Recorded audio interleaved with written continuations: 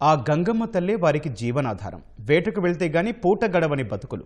సముద్రంలోని అలల్లాగానే జీవితమంతా ఆటుపోట్లే. పొట్టకూటి కోసం సముద్రంలోకి వెళ్లిన వారు ప్రమాదవశాత్తు మరణిస్తే పెద్ద కుదుపు. ఇంటి పెద్దను కోల్పోతే కుటుంబమంతా రోడ్డున పడుతుంది. ఇలాంటి కుటుంబాలు కృష్ణా జిల్లాలో చాలానే ఉన్నాయి. ఆ బాధిత మత్స్యకార కుటుంబాలకు మేమున్నామంటూ కూటమి ప్రభుత్వం భరోసానిస్తోంది. వైసీపీ హయాంలో నిలిచిన పరిహారాన్ని పునరుద్ధరించింది. ఒక్కో కుటుంబానికి 5 లక్షల చొప్పున ఆర్థిక సాయం చేస్తూ ఆసరాగా నిలుస్తోంది. కృష్ణా జిల్లాలో అవనిగడ్డ, మచిలీపట్నం, పెడన నియోజకవర్గాల్లో అనేక మత్స్యకార గ్రామాలున్నాయి. జిల్లా వ్యాప్తంగా 15,000 మందికి చేపల వేటే జీవనాధారం.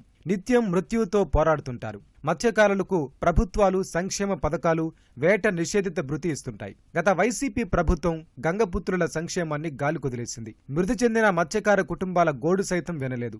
బాధను పంటి బిగున దాచుకుంటూనే కాలం వెళ్లదీశారు.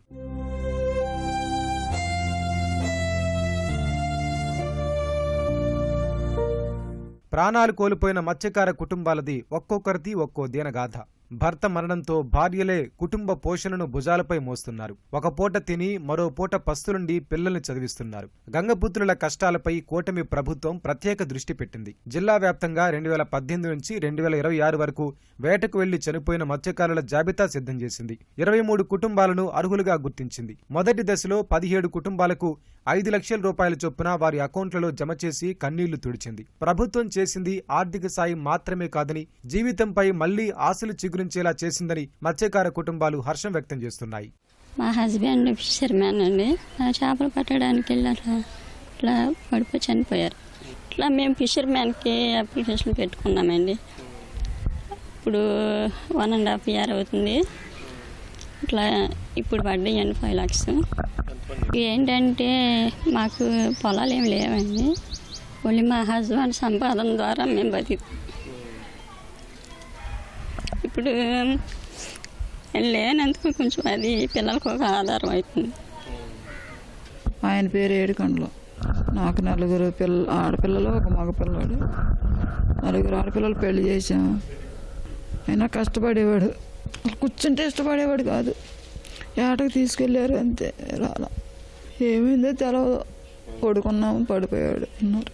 ఆయన లేకపోతే ఎవరు చూస్తారండి. ఉన్నాడు పిల్లాడు.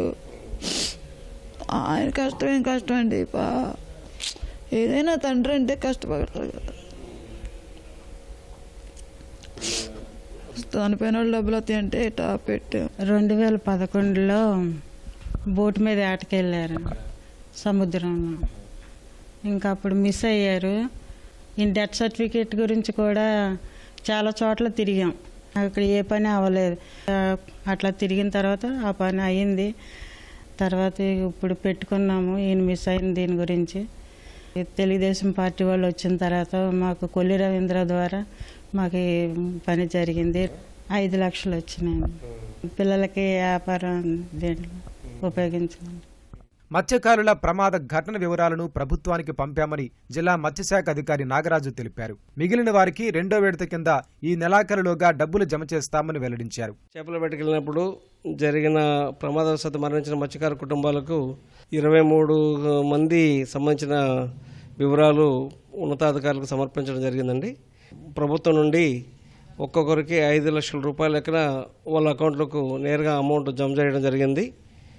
2వ విడతలో మిగిలినటువంటి 7 మంది కూడా ఈ నెలలో జమ అవుతాయనేసి మాకు పై అధికారుల నుంచి ఉత్తర్వులు వచ్చున్నాయండి. అంటే ఇది చాలా ఆనందించదగ్గ విషయం. మత్స్యకారుల అభివృద్ధికి ప్రాధాన్యత ఇస్తున్నామని ఉమ్మడి కృష్ణా జిల్లా మత్స్యకార సహకార సంఘం అధ్యక్షుడు నాగరమేష్ తెలిపారు. వేట విరామ సమయంలో 20,000 భృతిగా ఇస్తున్నామన్నారు. మా కృష్ణా జిల్లా వచ్చేటప్పటికి 17 మందికి వచ్చినాయి. గతంలో ఇప్పుడు లేని విధంగా ఇంత డబ్బులు ఒకేసారి అంటే పడటం ఇదే మొదటిసారి. కృష్ణా జిల్లాలో ఇప్పుడు వరకు కూడా మత్స్యశాఖకి సొంత బిల్డింగ్ అనేది లేదు. మా మంత్రివర్యులు కొల్లు రవీంద్ర గారు ఆధ్వర్యంలో, మత్స్యశాఖ మంత్రి అచ్చెన్నాయుడు గారి ఆధ్వర్యంలో మేము ఇప్పుడున్న బిల్డింగే గౌరవ కలెక్టర్ గారు మా డిపార్ట్మెంట్కి ఇవ్వడం జరిగింది. మా మత్స్యకారులందరి తరపున కూటమి ప్రభుత్వమునకు ధన్యవాదాలు తెలియపరుస్తున్నాం.